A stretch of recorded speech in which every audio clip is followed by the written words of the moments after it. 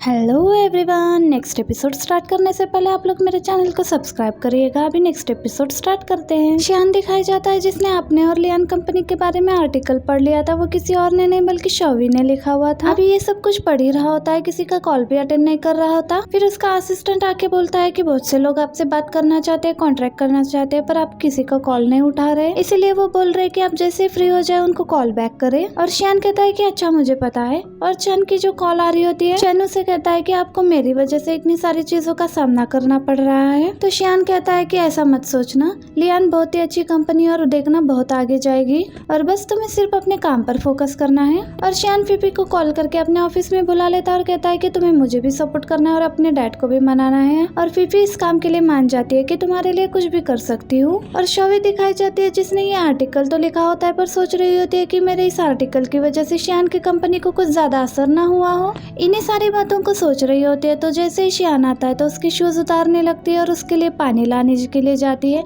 और खुद ही उसका कोट भी उतारने के लिए हेल्प करती है। शियान उसे ये सब करता देखकर फाइनली उसे पूछ लेता है कि क्या हुआ, तुमने ऐसा क्या किया जो तुम ये सब कर रही हो। तो वो अपने आर्टिकल के बारे में बात कर रही होती है। तो वो कहता है कि हाँ तुमने आर्टिकल बहुत अच्छा लिखा। वो कहते हैं कि बोर्ड ऑफ डायरेक्टर तुम पर ज्यादा ही बोझ डाल रहे होंगे ना मेरे इस आर्टिकल की वजह से। तो शियान कहता है कि तुमने आर्टिकल बहुत अच्छा लिखा, जिस तरह का आर्टिकल लिखना चाहिए तुमने सेम वैसा ही लिखा, तो तुम्हें मेरे बारे में सोचने की ज्यादा जरूरत नहीं है। तो शॉवी कहती है कि मैं तुम्हारे लिए क्या कर सकती हूँ। ये बात सुनकर शियान उसे अपने पास बैठा लेता है और कहता है कि तुम मेरे पास हो, यही बहुत है मेरे लिए, और अगर तुम मेरे लिए कुछ करना चाहती हो तो यांग से कांटेक्ट करो, मेरे पास उसका कांटेक्ट नहीं है और मैं कंपनी के लिए उससे मिलना चाहता हूँ। तो शॉवी कहती है कि क्या मैं आपके साथ वहाँ पर बैठ सकती हूँ। शियान मना कर देता है, कुछ बातें बाहर वाले लोगों को नहीं बताया जा सकती और मिस शॉवी आपको भी नहीं बताई जा सकती, इसलिए मेरी अपॉइंटमेंट उसके साथ रखवा। और वैसे ही नेक्स्ट सीन में दिखाया जाता है कि शियान यांग से मिलने के लिए आया था पर यांग उससे ज्यादा कुछ बातें नहीं करता, बस अपने रोबोट के साथ ही लगा होता है।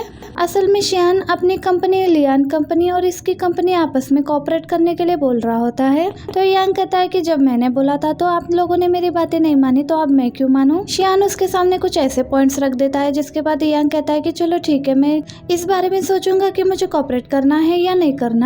और हमेशा भी दिखाई जाती है जो बैठकर अपना काम कर रही होती है। तभी उसके सामने एक पिक आती है जो किसी और की नहीं बल्कि शियान की सिस्टर और उसके ब्रदर इन लॉ की होती है। पर इसको तो पता ही नहीं होता कि इन दोनों का आपस में क्या रिलेशनशिप है। वो तो ये देखकर शॉक हो जाती है कि इन्होंने शियान के ब्रदर इन लॉ को हक क्यों किया है। और जैसे ही शियान उसे कॉल करता है तो वो आगे से पूछती है कि तुम कहाँ पर हो। तो वो उसे बताता है कि शिन का एक्सीडेंट हुआ है तो मैं उसी के साथ हॉस्पिटल में हूँ। सुनकर वो उसे पूछती है कि कौन से हॉस्पिटल में हो। वो उसे बताता है कि वो बिल्कुल ठीक है पर फिर भी ये घर से निकलती है हॉस्पिटल के लिए। और हमें यूँ दिखाया जाता है जो शिन का आने का उसी जगह पर वेट कर रहा होता है पर शिन तो नहीं आती, इसलिए वो शिन को कॉल लगाता है पर आगे से शियान कॉल उठाता है। वो आगे से कहता है कि ये मैं बोल रहा हूँ, शिन हॉस्पिटल में है। जैसे ही ये बात सुनता है तो वो आगे से भाग कर जाता है हॉस्पिटल के लिए। और शॉवी जो हॉस्पिटल में पहुंच गई थी उसे आगे से शियान पकड़ लेता है और वो कहने लगता है कि मैंने बोला था ना वो बिल्कुल ठीक है और इतनी जल्दी आने की क्या जरूरत थी। वो कहने लगती है कि हर कोई इंसान तुम्हारी तरह थोड़ी होता है जो इतना काम करने लगे। अब इन सब के बाद उसे पिक के बारे में पूछती है तो वो कहता है कि क्या सॉन्ग लीलान की। वो कहती है कि हाँ मैं तो उनकी इतनी बड़ी फैन हूँ, मैंने कभी नहीं सोचा था कि वो तो तुम्हारी ब्रदर इन लॉ को ये हक करेगी।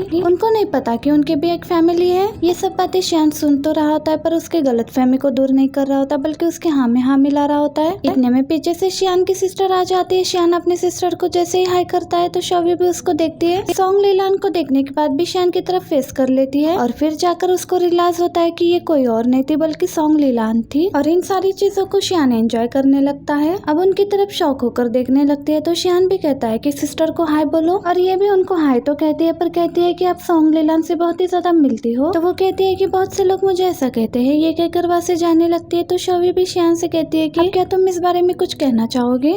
इससे पहले शियान कुछ कहता है तो शियान की सिस्टर उसे कहने लगती है कि मुझे कुछ कहना है कि मैं मेरे फैंस को बता नहीं पाई कि मेरी शादी हुई है। ये कहकर वो तो वहाँ से चली जाती है। शॉवी को भी पता लग जाता है कि उनका हस्बैंड कोई और नहीं बल्कि शियान का ब्रदर इन लॉ है। वो गुस्से से शियान की तरफ देख रही होती है तो शियान कहता है कि तुम गुस्से में कितनी क्यूट लग रही हो। तो ये भी हंसते हुए कहती है कि क्या इसमें कोई फनी बात थी, जिससे वापस से शियान के एक्सप्रेशंस चेंज हो जाते हैं। और यहाँ शिन की मॉम जल्दी से अपनी बेटी के पास पहुंच जाती है और उसे पूछने लगती है कि तुम कैसी हो। तो वो अपनी मॉम को सॉरी करने लगती है कि मेरी वजह से आपके बारे में सबको पता लग गया है कि आपकी शादी हुई है और आपकी एक बेटी भी है, क्योंकि शिन के एक्सीडेंट के बाद ही ये बात सबको पता लग गई थी। तो वो कहती है कि बेटा गलती तुम्हारी नहीं है, गलती मेरी है, मुझे सबको पहले ही बता देना चाहिए था। उसके हस्बैंड भी कहने लगते हैं कि पता नहीं अब क्या होगा, लोग तुम्हारे बारे में क्या सोचेंगे। वो कहती है कि कुछ नहीं होगा और वैसे भी मुझे ये बात पहले ही सबको बता देनी चाहिए थी। शिन अपनी मॉम से कहती है कि मॉम मैं बिल्कुल भी ठीक हूँ, आप अभी जा सकती है। पीछे से शान और शोबे भी देख रहे होते हैं और उतने में वो वाला आदमी भी आ जाता है जिसकी वजह से एक्सीडेंट हुआ था। वो आकर सॉरी वगैरह करने लगता है और कहता है कि मेरे पास पैसे नहीं है और मैं किसी का ड्राइवर भी हूँ। ये सारी बातें कह के फ्रूट्स वगैरह दे के वहाँ से जाने वाला होता है क्योंकि शिन की मॉम ने उसे माफ कर दिया था, लेकिन शिन ने उन्हें माफ नहीं किया था और कहती है कि आपको हर चीज की जिम्मेदारी उठानी होगी। वो कहता है कि आपकी मॉम ने तो अभी मुझे माफ कर दिया। वो कहती है कि मेरी मॉम ने किया, मैंने नहीं किया आपको माफ और ना मैं आपको माफ करने वाली हूँ। आप बहुत ही ज्यादा तेज कार चलाते हो। उस आदमी को भी शिन की बातें माननी पड़ती है। अब पीछे से आकर यो भी ये सारी बातें सुन रहा होता है कि शिन ने बहुत ही अच्छी अच्छी बातें बोली है। अब शोवी जो शिन के पास आती है उसे कहने लगती है कि तुम्हें जो भी खाने पीने के लिए चाहिए हो तो तुम अपने अंकल को कह सकती हो, तुम्हें हर चीज ला कर देंगे।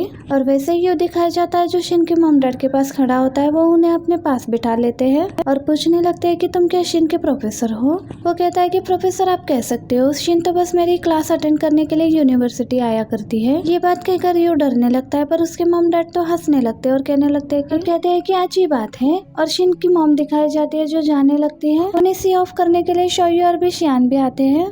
शोवी उनको जाते हुए सॉरी वगैरह करने लगती है और कहती है कि मुझे आपके बारे में नहीं पता था, ना ही ये पता था कि आप शियान की सिस्टर हो। तो वो कहती है कि कोई बात नहीं, गलती मेरी भी थी। और शियान से कहने लगती है कि क्या तुमने इसको मेरे बारे में नहीं बताया था, जिस पर शियान कुछ भी नहीं बोलता और वो भी वहाँ से चली जाती है। उनके वहाँ से जाते ही शोवी शियान को नहीं बुला रही होती। शियान उसे काफी मनाने की ट्राई करता है। वो शियान के घर पर भी जाने के लिए मना कर रही होती है और अपने घर पर जा रही होती है तो शियान उसके पीछे पीछे आ रहा होता है। तो वो कहती है कि तुम मेरे घर पर मेरे पीछे क्यों आ रहे हो। वो कहता है कि तुम्हें घर पर अंदर छोड़कर जाऊंगा ना, ताकि तुम्हारा इरादा ना चेंज हो जाए मेरे घर पर वापस आने का। वो कहती है कि चेंज नहीं होगा। जैसे अपने घर पर आती है तो पासवर्ड लगाने की कोशिश करती है, पासवर्ड नहीं लग रहा होता, इसलिए जल्दी से अपने बैग से कीज निकालने की कोशिश कर रही होती है पर उसे कीज भी नहीं मिलते। और फिर सोचते है कि मुझे शियान के घर पर तो नहीं जाना, मैं बाइक के घर पर जाऊंगी। और जब बाइक के घर के सामने पहुंचती है कि सोचती है कि मुझे उसका डोर नॉक करना चाहिए। जैसे ये डोर नॉक करती है तो ग्वांजिन डोर ओपन करता है, जिसे देखकर ये भी शॉक होती है और ग्वांजिन भी शॉक हो जाता है। उतने में बाई वहाँ पर आती है और कहती है कि बेबी बाहर कौन आया। जैसे ही वो शोवी को देखती है और शॉक हो जाती है और उसे देखकर शोवी बाहर ही क्वेश्चन वगैरह करने लगती है। तो उसे कहती है कि अंदर आके आराम से बात करते हैं ना इस बारे में। और ग्वांजिन शियान को इशारा कर रहा होता है कि इसे यहाँ से लेकर जाओ और वैसे ही शियान उसे वहाँ से लेकर जा रहा होता है और कहता है कि रात काफी हो चुकी है, हमें घर चलना चाहिए। उन दोनों के वहाँ से जाने के बाद बाई ग्वांजिन के गले लग जाती है कि ये क्या हो गया। और शोवी भी शियान के घर पर पहुँच गई थी, जहाँ पर जाने के बाद वो उसे नहीं बुला रही होती। तो वो बोलता है कि मैं तुम्हारे लिए खाना बनाने वाला हूँ, तुम क्या खाओगी। और वो भी उसे ऐसा खाना बनाने के लिए बोलती है और कहती है कि अगर तुम्हारा खाना अच्छा नहीं हुआ तो मैं तुम्हें माफ नहीं करूंगी। शियान उसके लिए खाना बनाता है और शोवी को वो खाना पसंद भी आ जाता है और कहने लगते हैं कि इस बार तो मैंने तुम्हें माफ कर दिया, पर अगली बार ऐसा करोगे तो मैं तुम्हें माफ नहीं करूंगी, चाहे तुम कितना भी अच्छा खाना बना लो। तो वो कहता है कि मैंने तुम्हें कब झूठ बोला, मैंने तुम्हें ये तो नहीं कहा कि सॉन्ग लीलान मेरी सिस्टर नहीं है। और शोवी को शियान की बातें याद आती है कि उसने सब कुछ इसे बता दिया था कि उसकी सिस्टर सिंग करती है और डांस करती है, नाम नहीं बताया। ये सोचकर वो गुस्सा होकर वहाँ से उठकर चली जाती है अपने रूम में और गुस्सा होकर रूम का डोर भी लॉक कर लिया था अंदर से। और उसे कहती है कि अब तुम बाहर सोफे पर ही सो और खुद बाई से बात करने लगती है और बाई को भी सॉन्ग लीलान के बारे में बता देती है कि वो शियान की बायोलॉजिकल सिस्टर है। वो भी ये बात सुनकर शॉक हो जाती है और कहने लगती है कि मैंने शियान को अंदर नहीं आने दिया, रूम को लॉक कर दिया। वैसे ही पता चलता है कि शियान ने कीज का यूज करके डोर को ओपन कर दिया था। तो शोवी भी उसे दोबारा से रूम से बाहर करने लगती है। तो शियान भी उसे उठाकर उसे बेड पर लेटा देता है और कहने लगता है कि तुम्हें काम डाउन करने का क्या वे है। अब शोवी से ये बातें पूछ ही रहा होता है, इसका जवाब आगे से बाई देती है कि जो भी करना है करो ना, पूछने की क्या जरूरत है। ये सुनने के बाद तो दोनों ही शॉक हो जाते हैं और एक दूसरे की तरफ देख रहे होते हैं कि अब उन्हें क्या करना चाहिए। तो शियान पकड़कर उसके कॉल को कट कर देता है, यहाँ तक कि उसको मोबाइल को भी दूर फेंक देता है और शोवी के हाथ को पकड़ लेता है। नेक्स्ट सीन में दिखाया जाता है कि बाई और ग्वांजिन दोनों हाथ पकड़कर हॉस्पिटल में अपने रिलेशनशिप के बारे में शिन को बताने के लिए हॉस्पिटल में आए हैं। शिन तो ये देखकर बिल्कुल शॉक हो जाती है और बाई को ग्वांजिन से बचाने की कोशिश कर रही होती है। ऐसे कहते हैं ये बिल्कुल भी अच्छा नहीं है, आपको इसके साथ नहीं होना चाहिए, आप तो इतनी अच्छी हो और इसके हाथ में कैसे आ गई। क्योंकि उसे पता होता है कि ग्वांजिन बहुत सारी लड़कियों के साथ बातें वगैरह करता है और वो बाई को ग्वांजिन से बचाना चाहती है।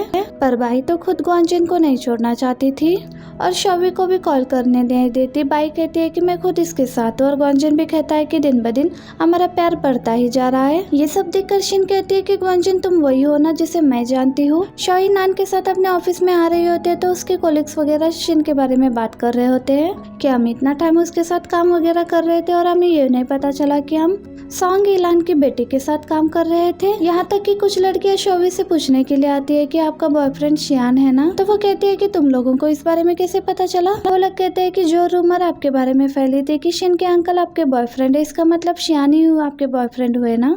ये सुनकर वो उन्हें हाँ कर देती है। अब ये बात कंफर्म करने के बाद वो लोग वहाँ से चले जाते हैं। अब शॉवी को एडिटरिंग ने अपने ऑफिस में बुलाया था और सारी बात पता लगने के बाद वो उसको ये गुड न्यूज भी देती है कि तुम्हारी डिजिटल मैगजीन की बात एडिटर ने मान ली और तुम्हें ये चांस दे भी दिया है।